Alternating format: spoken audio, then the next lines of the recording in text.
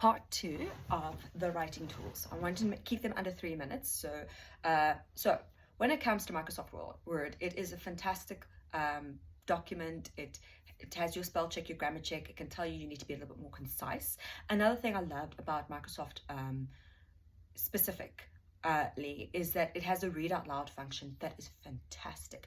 There is this particular voice that I absolutely love. He really gets intonations right, the pacing right. And so when it came to editing some of my work, I would just use the read out loud function. And if it sounded off, that's when I realized that I probably used the wrong word. It also helped me see the tempo and the flow of the writing.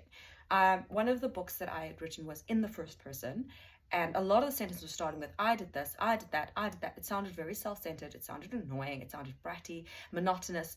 And so I decided to edit it a lot more, because you want to make sure that it flows nicely, so that you have like that audiobook experience, because that's storytelling started with the verbal way of working. So that's one of the ways that I loved it.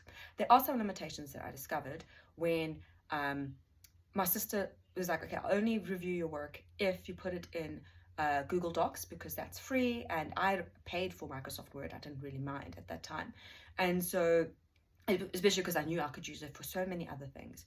But I already had a Gmail account. I'm familiar with Google Docs, so it was no issue.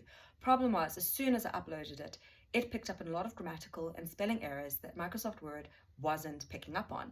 And I realized now, when I was typing, and once I got past the 40,000 words, that like I was seeing my typos and it just wasn't being underlined and read.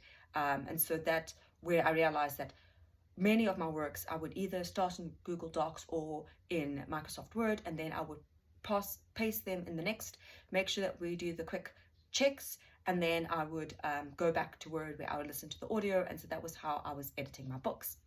And then this year, I discovered a new tool. That's for part 3. Stay tuned for part 3.